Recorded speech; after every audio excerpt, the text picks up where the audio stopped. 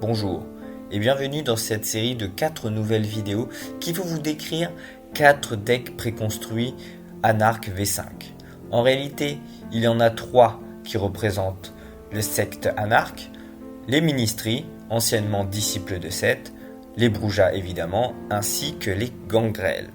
Et il y a aussi un provenant de la Camarilla qui sont les Banu Hakim, anciennement Assamites. Vous allez vite comprendre que ce sont des decks extrêmement puissants et que dès leur acquisition, vous allez avoir un niveau quasiment compétitif. Ce que je vous conseille, c'est d'en acheter 2 pour pouvoir faire le tri de vos cartes préférées et surtout pouvoir avoir une crypte un peu plus intéressante. Bien entendu, comme d'habitude, cette introduction sera commune, donc n'hésitez pas à la passer la prochaine fois. Bonjour et bienvenue dans cette dernière vidéo du set V5 Anarch. Nous allons parler d'un deck cette fois-ci de la Camarilla. Il s'agit des Banu Hakim qui ont fraîchement rejoint du coup la Camarilla dans cette V5 de Vampire la Mascarade. Ils s'appelaient autrefois les Assamites et ils avaient la discipline Quietus. Maintenant, ils ont Sorcellerie du Sang qu'ils partagent un petit peu avec les Trémérés. Cependant, ils l'utilisent d'une toute autre manière. Ils possèdent encore Occultation et Célérité. Occultation, la capacité à disparaître, et Célérité, la capacité à aller vite, ce qui est très utile dans ce deck. Vous allez vite comprendre que c'est un deck, on va dire, principalement combat, pas spécialement rush, pas spécialement wall. C'est un deck qui fait des combats très non seulement utiles, mais aussi puissants. Vous allez vite comprendre pourquoi. Ce n'est pas du tout un style de combat traditionnel. Le deck est très complet. Il a des actions très percutantes. Il a des actions de rush. Il a aussi des actions de morsure de manière très constante. Et aussi des capacités de blocage très importantes. Donc c'est vraiment un deck très stable et vraiment très puissant. Vous allez vite comprendre. Et on va tout simplement commencer par la crypte, vous allez voir. Le premier vampire, c'est Kassim Bayar. Tout simplement le Justicar de Banu Hakim. Il est capacité 9, donc c'est plutôt un gros vampire. Il a évidemment donc 3 voix, d'où son titre de Justicar.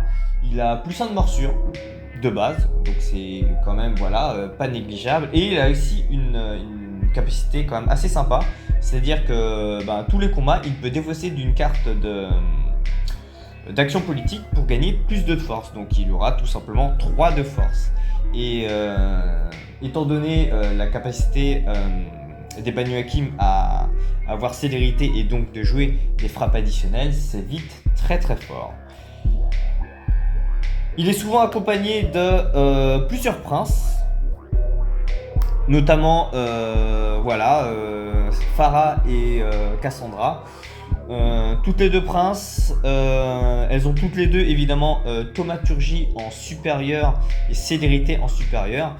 Un petit peu comme les Trémérés, on veut que vos vampires ont thaumaturgie en supérieur parce que c'est de cette discipline que va découler un petit peu tout votre combat. Il y a aussi Warmarksan, un prince capacité 5, probablement l'un des princes les plus basses capacités que vous allez pouvoir trouver. Un vampire capacité 5 qui a 2 voix, c'est très fort. Thaumaturgie en plus en supérieur, là pour le coup célérité inférieure et occultation inférieure. Faut pas trop en demander non plus. Ensuite il y a 2 primogènes, donc comme vous pouvez le constater, mine de rien, il y a pas mal de titrés. On va principalement compter sur les princes et les justicars pour jouer seconde tradition, mais il y a des primogènes qui sont pas mauvais. Clairement, un Khadija primogène capacité 6, 3 disciplines de clan en supérieur. Par rapport à ses homologues des autres clans, et ben elle a tout simplement un titre de primogène en plus. C'est extrêmement fort. Sinon, un Kalinda, elle c'est la moins intéressante parce qu'elle a la capacité 6 primogène, mais elle a thaumaturgie en inférieur. Et là, tout d'un coup, ça devient moins intéressant, même si elle a un petit pouvoir sympa, la capacité de brûler l'avantage pour se redresser. Intéressant, mais sans plus. Ensuite, vous allez voir, il y a d'autres vampires un peu plus basse capacité. Voilà, un petit vampire à 5 Asmine. Encore une fois, thaumaturgie en inférieur, ça on n'aime pas. On n'aime pas, même si il y a célérité en supérieur, c'est intéressant, mais bon. Même chose pour Bijou. Bon, là c'est quand même une capacité 3, on peut pas trop en demander. En revanche, en capacité 4, bah voilà, il y a le classique capacité 4, toutes les disciplines en inférieur. Intéressant, mais sans plus. En revanche, Naya Rana, voilà, tout ce qu'on veut. Thaumaturgie supérieure, célérité inférieure, c'est amplement suffisant pour capacité 4. Donc voilà pour la crypte. Privilégier évidemment les princes et les justicards parce qu'ils sont extrêmement forts. Et ça servira plus tard, comme vous allez le constater. Maintenant, on va parler des cartes de maître. Il n'y en a pas beaucoup de types différents, mais vous allez comprendre parce que c'est important. Un classique sert dans ce deck les combats que les vampires vont faire, ça va être principalement de voler du sang. Et ça tombe bien parce qu'avec Serre, vous allez d'abord vider vos vampires de tout leur sang pour les voler à d'autres vampires. Donc c'est comme synergie de cartes, c'est très fort. C'est vraiment super fort. Sinon, il y a voilà, le terrain de chasse des Banu Hakim, donc un grand classique. Étant donné que vos Banu Hakim regagnent facilement du sang en le volant aux autres, est-ce que c'est vraiment utile? À vous de voir. À vous de voir. Sinon voilà, il y a Market Square, une location qui vous permet d'avoir un interception. C'est très fort, c'est propre au Banu Hakim, mais ça reste très fort. Puisque vous allez vite comprendre que vous allez souvent bloquer. Ensuite, il y a contrat prioritaire. Ça, c'est une carte extrêmement importante. Alors, à vous de doser si vous en mettez plusieurs ou pas, en fonction que si vous combattez très souvent ou pas. Vous le mettez sur un vampire de votre proie et uniquement de votre proie. Il y a un petit défaut, vous ne pouvez pas choisir qui vous désirez et vous désignez un vampire. Le vampire a un contrat prioritaire pour tuer un autre vampire, en gros. C'est ça l'histoire. Et s'il y arrive à l'envoyer en torpeur, parce que ça vous permet de rusher le vampire évidemment à indiscrétion, donc c'est très fort. Et si jamais vous arrivez à envoyer le vampire en face en torpeur, vous pouvez brûler le contrat prioritaire pour gagner 3 de réserve. Donc en fait c'est une carte unique qui se brûle. Pas nécessairement, hein, attention, vous pouvez le brûler. Mais voilà, pour essayer de regagner de la réserve pour pouvoir en jouer d'autres. Faut bien doser cette carte. Parce que si jamais vous le mettez et que vous n'êtes pas dans la capacité à aller agresser votre proie et que vous êtes trop sur la défensive, ça risque de se bloquer dans votre main. Mais en général, ça reste quand même une très bonne carte. Ensuite, voilà, il y a toujours un dilemme avec cette carte. En général, on la brûle pour gagner 3 de réserve parce que c'est quand même très bien. Mais est-ce que, voilà, il y en a de temps en temps qui préfèrent laisser le contrat, envoyer un torpeur, parce que le vampire peut sortir de torpeur. Quand il ressort de torpeur, le contrat est toujours là pour pouvoir encore rusher le vampire et l'envoyer encore une fois en torpeur. À vous de voir. À vous de voir si vous voulez brûler le contrat pour gagner 3 de réserve ou pas. Ensuite, c'est là où on parle des choses sérieuses. La loi d'Hakim, Hakim's Law Retribution, la carte principale du deck qui va vous aider à tuer voire vos proies. C'est une nouvelle carte extrêmement puissante, c'est la carte qui manquait vraiment aux Asami pour être un clan très fort. Là pour le coup les Banu Hakim deviennent vraiment balèzes parce que ils ont accès maintenant à tout, de la défense, de la morsure et du combat. Vraiment ils sont très forts. En plus de ça ils ont des votes. Bref, c'est un deck complet grâce à cette carte. Cette carte, ça permet à chaque morsure, vous pouvez défausser une carte de combat et gagner un de morsure. Ce qu'il faut savoir, c'est que vous pouvez le faire une seule fois.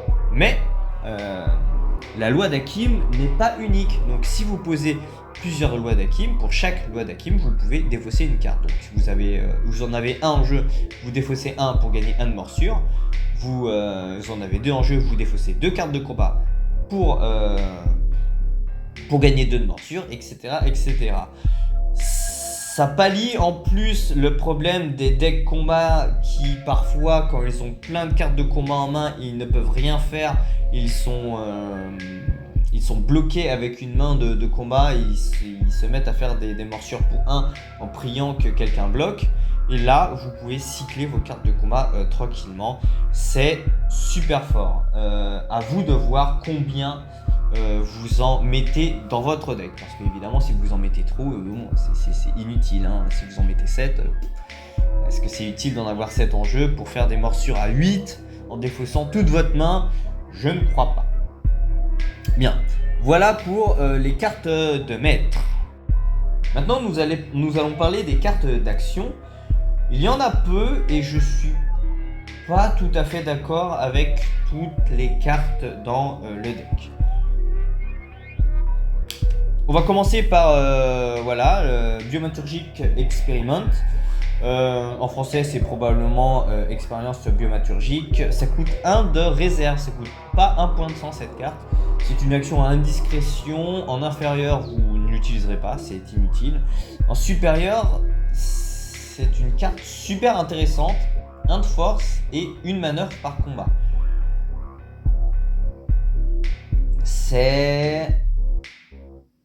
Honnêtement, je vous invite à tester. Je n'aime pas trop, mais théoriquement, vous voyez, c'est souvent ces cartes un petit peu théoriques et vous vous dites, mais en fait, c'est super fort. À vous de voir, c'est bien et pas bien en même temps. C'est pas mauvais, c'est pas nécessaire, c'est ça le truc. Après voilà, 2 de force avec des capacités d'envoyer des additionnels, c'est pas si mal. Après déjà on a déjà la capacité à pouvoir voler du sang, donc est-ce que c'est utile? Le plus gros plus, c'est quand même la manœuvre tout le temps, parce que vous allez voir plus tard, quand on va décrypter le combat, vous êtes très fort à longue distance. Donc voilà. Et essayez de tester et dites-moi ce que vous en pensez. La main de Rutor, une carte d'action qui coûte 1 point de sang et qui vous fait prendre un dégât aggravé. Vous pouvez, ou c'est soit un dégât aggravé, soit en gros 3 points de sang. Donc l'action coûtera 4 points de sang. Ça tombe bien puisque vous volez souvent du sang aux autres. En revanche, une fois que cette carte est posée, après littéralement vous avoir arraché un œil et une main, ça vous permet de vous redresser au tour suivant. Donc en gros, une fois que vous l'avez posé, tous les tours, vous pourrez faire 2 actions. Ça ne se casse pas, ça ne se brise pas, ça ne s'en va pas quand on part en torpeur. C'est une fois qu'elle est posée, votre vampire a 2 actions. Là aussi, encore une fois, c'est très intéressant sur le papier. Est-ce que vous avez le temps? Quelles seront vos 2 actions? Morsure puis rush? sachant que vos morsures, grâce à Loi d'Hakim, elles vont vous coûter des cartes de combat, donc ça va faire beaucoup de cartes de combat. Plus une carte qui va obliger à rusher, c'est... Voilà. C'est très intéressant. Après, vous pouvez toujours faire morsure et vous redresser pour bloquer. À vous de voir. À vous de voir, encore une fois, testez-la. C'est intéressant sur le papier. Est-ce que c'est trop? Moi, c'est ce que je pense. C'est un peu trop. Sinon, il y a Fleetness en carte d'action. Pas léger. C'est une action à +1 de discrétion, que ce soit en inférieur ou en supérieur. En inférieur, c'est morsure. En supérieur, c'est on rentre en combat. Alors attention, il y a une condition. Il faut que la cible soit inclinée. Et voilà, si jamais on rentre en combat, on a une manœuvre. Ça coûte 1 point de sang. C'est pas si grave dans ce deck, mais bon, voilà, ça coûte quand même 1 point de sang. Une morsure à indiscrétion qui pourra ensuite être augmentée grâce aux lois d'Hakim. C'est intéressant, mais autant jouer une carte de discrétion en fait.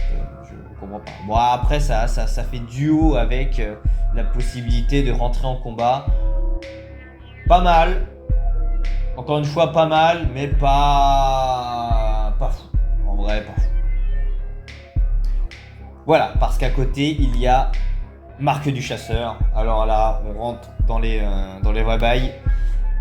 Il faut une carte combo, il faut célérité et thaumaturgie. Bon, ça tombe bien, voilà, tous vos vampires l'ont. Donc tous les vampires pourront utiliser cette carte pour rentrer en combat avec une poursuite additionnelle. Attention, en supérieur, le vampire en face ne pourra pas faire de frappe fin de combat au premier round. Donc vous bloquez les capacités défensives telles que fusion avec la terre en protéisme ou majesté en présence. C'est super fort. Vraiment, c'est une carte vraiment clé dans ce deck. Alors attention, c'est une action quand même à 0 de discrétion, donc les gars vont essayer de vous bloquer. Mais ça tombe bien parce que vous allez voir plus tard, vous avez accès à de la discrétion. Dernière chose, il y a évidemment dans le deck changement de parité, un vote tout simplement qui permet de récupérer de la réserve. Je suis pas très fan de ce vote dans ce deck, même si vous avez beaucoup de princes, vous pouvez le jouer. Mais étant donné que vous allez souvent faire des serres pour gagner beaucoup de réserves, vous allez souvent avoir beaucoup de réserves. C'est pas un mauvais vote, mais il est toujours bien.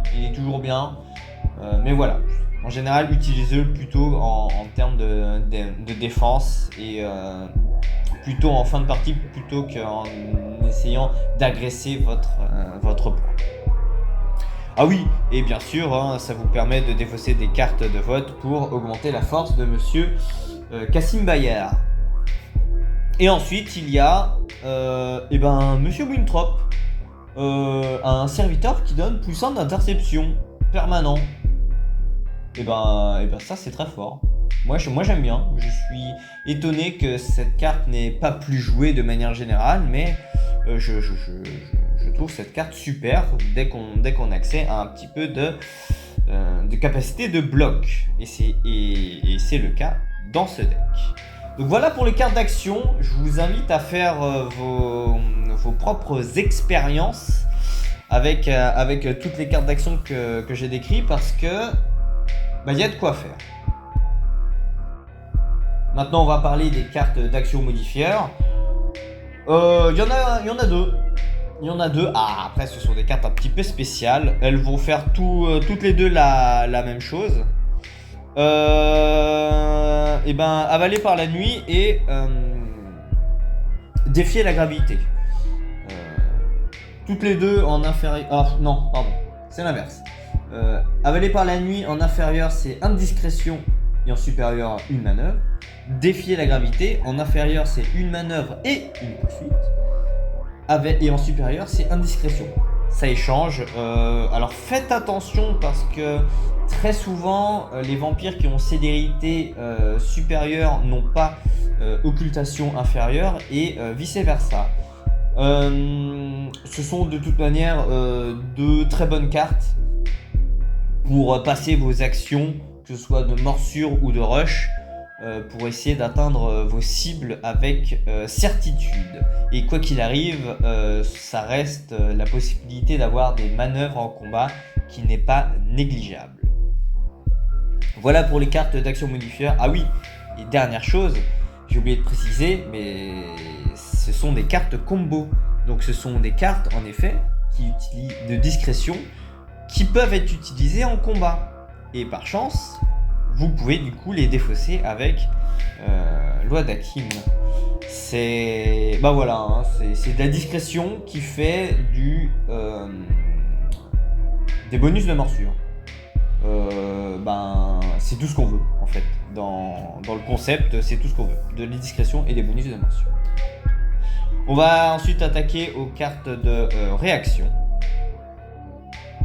Il n'y en a pas beaucoup, il y en a 2 tout simplement. Deuxième tradition. Jusqu'à maintenant, on a vu des secondes traditions uniquement en défense pour faire des majestés et tout ça.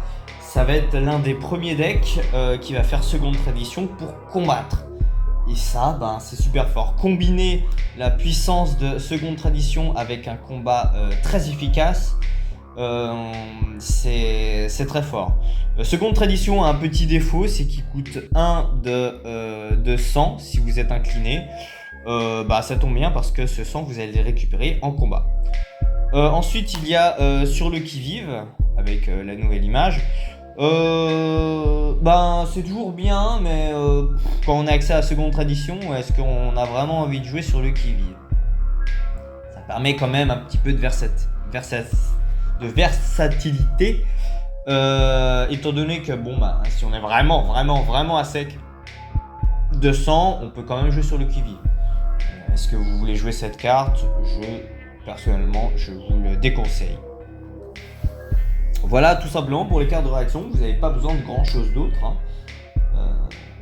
Tout simplement parce que vous n'en avez pas besoin. Maintenant on va tout simplement voir les cartes de combat. Les cartes de combat, on va commencer par votre carte principale, Appétit de Marduk. Ça se place avant les manœuvres, donc en tout début de combat. Vous allez annoncer que pendant ce round, vous allez pouvoir faire des frappes volées de sang. Contrairement à Vol de Vitae, que voici, ce n'est pas une carte qui fait frappe vol 2. C'est vraiment, vous allez avoir la capacité de voler 2 pendant tout le round. Donc, vous avez compris qu'avec des frappes additionnelles qu'on a déjà vues, avec poursuite par exemple, vous allez pouvoir voler 2 plus 2, donc 4. Vous allez pouvoir voler 4 de sang. C'est vraiment... c'est un deck qui fait ça et qui le fait extrêmement bien. Le vol de sang, il faut savoir que ce n'est pas prévenable. Ça vous donne quand même beaucoup de value, donc vous faites perdre du sang au vampire en face et vous le gagnez, c'est vraiment super. Et évidemment, ce vol de sang est une frappe à toute portée. Bien sûr, il y a Flash pour manœuvrer et avoir une poursuite. C'est sympa. Mais voilà, il y a une carte à côté qui s'appelle Poursuite, qui fait manœuvre et la possibilité de faire des frappes additionnelles. C'est 10 fois mieux. Clairement, l'avantage d'avoir une poursuite, c'est intéressant, mais c'est pas non plus le truc que vous voulez, hein. Vider le sang des vampires, c'est amplement suffisant pour ensuite faire une poursuite et refaire une frappe à 1, c'est pas fou. Il y a aussi d'autres cartes de frappe. Marcher dans les flammes, c'est peut-être pour ça que Flash est à l'intérieur, parce que ça permet de faire 2 aggravés. Ce qu'il faut savoir, c'est que 2 aggravés à partir du second round. Vous ne pouvez pas jouer cette carte au premier round. Ça sera un petit peu trop fort. Ce qu'il faut savoir, c'est que 2 aggravés sur un vampire vide, et ben ça le brûle. Vous ne le diablez pas, il est tout simplement brûlé. C'est peut-être pour ça que voilà, vous voulez jouer Flash. Est-ce que vraiment vous voulez construire tout votre deck pour brûler des vampires? C'est faisable, hein, mais ça rajoute une couche de combat qui n'est pas nécessaire. Vraiment, voler le sang et le mettre à vide, c'est déjà très fort. Si vous volez le sang et vous lui mettez une patate et l'envoyez en torpeur, bon, là c'est amplement suffisant. Hein. Vouloir faire une poursuite pour le brûler, bon, c'est pas non plus fou. À côté de ça, il y a Soulburn, une carte, mine de rien, intéressante. C'est pas le truc, la carte de fou, mais elle fait le taf. Vraiment, elle fait le taf. Elle a clairement 2 utilités. Elle fait des dégâts à distance. Elle empêche les armes de fonctionner. Ça, c'est super fort. Si jamais il y a un type qui a un magnum, il ne pourra pas tirer. Et surtout, ce n'est pas prévenable par fortitude. Donc, c'est-à-dire que si un mec qui joue fortitude en face, force d'âme, vous allez lui voler du sang. Donc ça, ce ne sont pas des dégâts, donc il ne pourra pas les prévenir. Et vous pouvez le finir avec Soulburn, qui ne pourra pas prévenir non plus. Donc il partira en torpeur quoi qu'il arrive. À côté de ça, il y a Blood Rage. Alors là, je ne comprends pas. C'est un peu la même chose, ça coûte pas 1 point de sang par rapport à Soulburn. Mais voilà, c'est une frappe à la main qui est pas prévenable par fortitude. Enfin, ça fait les mêmes effets, pas prévenable par fortitude. Et impossible d'utiliser des équipements. Le problème, c'est que c'est une frappe à la main, ça n'est pas à distance. Quel intérêt? Vraiment, je ne comprends pas. Quel est l'intérêt? Le seul intérêt, c'est oui, envoyer un type en torpeur s'il a de la fortitude. Comme ça, on est sûr qu'il n'est pas en torpeur. C'est nul. C'est nul. Le seul moment où ça peut être un peu utile, c'est si jamais on vous attrape avec prise immortelle, que je rappelle, que voici. Voilà, ça, c'est quand même une frappe à la main, donc vous allez quand même pouvoir jouer cette carte. C'est nul. C'est vraiment très mauvais. N'oubliez pas, hein, si jamais il y a un type qui vous attrape avec prise immortelle, vous ne pourrez pas voler du sang et vous allez passer un sale quart d'heure. Mais c'est pas Blood Rage qui va vous sauver la vie, en fait. Prise immortelle, il faut que le vampire en face soit au corps à corps. Donc à la place de mettre Blood Rage au cas où un type vous attrape, mettez une manœuvre. Comme ça, vous allez pouvoir manœuvrer et ne pas vous faire attraper, tout simplement. Ça sera évidemment beaucoup plus efficace. Franchement, je vous déconseille de mettre la carte. À côté de ça, il y a Regomotum, voilà, la capacité à prévenir des dégâts d'une frappe. Vous ne pouvez en jouer qu'un seul, ça coûte 1 point de sang, c'est pas aussi fort que Fortitude, mais voilà, ça prévient 4 dégâts, c'est plutôt pas mal.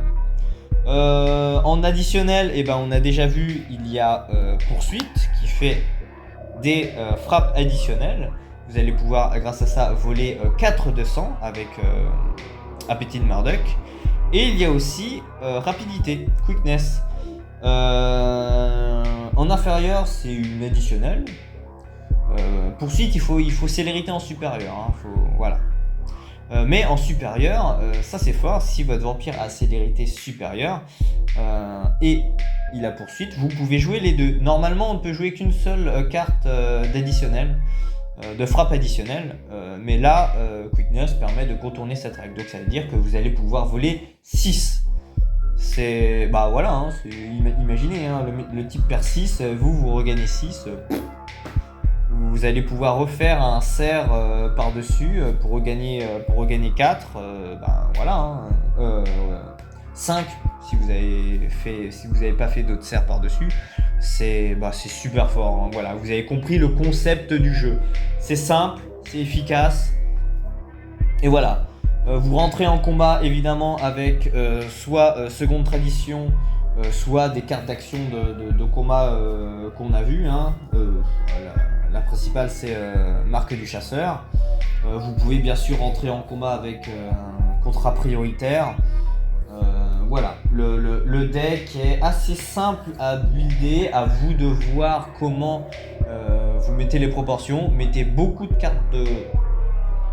Vous n'aurez pas trop non plus, hein, mais mettez beaucoup de cartes de combat parce que de toute manière, toutes les cartes de combat se transformeront en bonus de morsure. Donc voilà pour ce deck, pour les cartes de ce deck.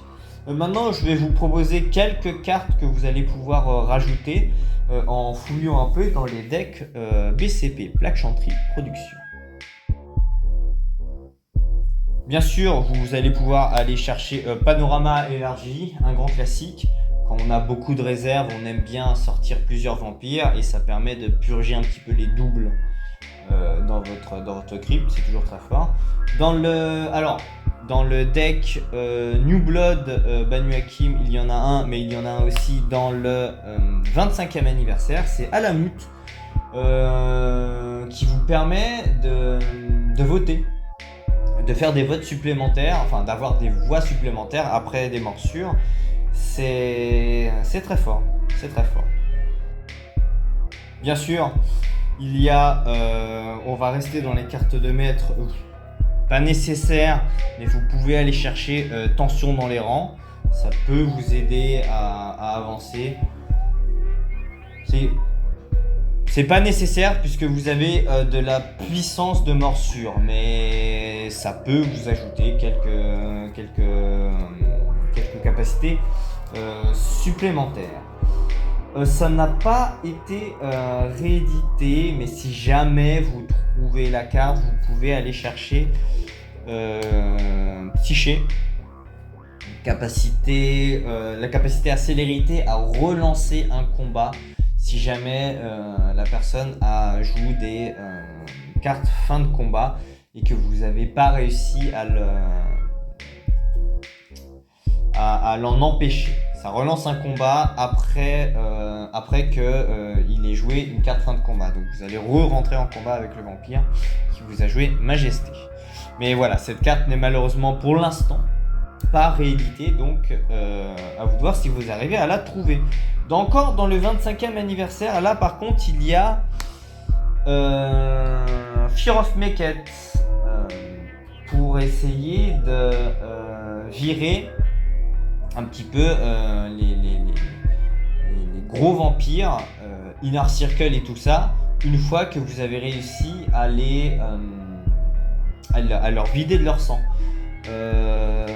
Voilà, si un Inner Circle ou un Justicar n'a pas 5 de sang quand vous jouez cette carte, et ben à son tour il va brûler. C'est très fort, peut-être trop. Ce genre de play peut être vraiment peut renverser une table, mais clairement si vous faites ça, vous allez prendre un petit peu l'aggro de la table. Donc attention quand même quand vous jouez ce genre de cartes. Bien sûr, on joue Thaumaturgie, donc on va chercher Magic of the Smith, la magie du forgeron, qui permet d'aller chercher des équipements à 3 discrétions. Et là, vous avez l'embarras du choix. Hein. Il y a le cœur de Niketus, qui permet de plus facilement gérer la main, aller chercher en début du tour les lois d'Hakim qui vont vous permettre de faire des morsures. Kevlar Vest, pas nécessaire, mais toujours sympa. Ça permet de prévenir 2 si jamais il y a des types qui vous sortent des pistolets pour vous tirer dessus alors que vous êtes à longue distance. Voilà, vous pouvez les prévenir, même si vous volez du sang. En fin de partie, quand il n'y a plus beaucoup de sang sur la table et que vous ne pouvez plus voler grand monde, et ben c'est là où le gilet de Kevlar fera la différence. Sinon, évidemment, un arc d'ivoire, ça permet d'économiser des cartes de combat. Si jamais vous voulez économiser vos cartes de combat, vous mettez un aggravé à distance, vous mettez à distance, vous envoyez un aggravé et pouf, voilà, en une carte, vous ne risquez rien, une carte, il suffisait de manœuvrer et pouf, il n'y a plus rien. Ou tout simplement sniper, le sniper ça fixe la distance à loin. Il n'y a plus d'histoire de manœuvre, le type revient, je peux repartir, non, je suis loin, point. Voilà. Ce sont des équipements possibles dans ce genre de deck. Et bien sûr, si vous avez à un moment donné le vote lock ou que vous arrangez avec les autres voteurs à la table, vous pouvez aller chercher dans le 30e anniversaire Anathema. Un vote super. Il n'est pas évident à jouer parce qu'il faut allier un peu de discrétion, des voix pour pouvoir voter et bien sûr du combat. Et ça tombe bien, c'est votre cas. Vous remplissez toutes les cases pour jouer ce vote. Je vous explique. Ça requiert un prince ou un justicard. Ben nickel, vous en avez. Vous choisissez un vampire et si ce vampire en combat tombe à 0 de sang, le vampire brûle et vous récupérez sa capacité en réserve. Alors attention, si un autre vampire que vous ne contrôlez pas rentre en combat avec le vampire ciblé et le vide de son sang, c'est le joueur qui est en face du vampire qui récupère la réserve, c'est pas vous. Et quoi qu'il arrive, le vampire brûlera. Dans ce deck, c'est parfait. C'est vraiment le genre de vote que vous voulez. Ça vous fait gagner de la réserve, beaucoup de réserve. Imaginez, vous envoyez en torpeur un vampire à 11. Ma capacité de vous récupérer 11 de réserve. C'est juste démentiel. Ça peut, voilà, les gens peuvent, au bout d'un moment, vous regarder de travers si vous prenez trop d'avance. Mais voilà, c'est quelque chose qu'il faut bien savoir doser. Il faut savoir quand même que les Banu Hakim ont un défaut, c'est qu'ils ne peuvent pas déflecter. Donc ça veut dire que si un Blitz Steals, un deck agressif, arrive à passer à travers vos secondes traditions, ça peut être problématique.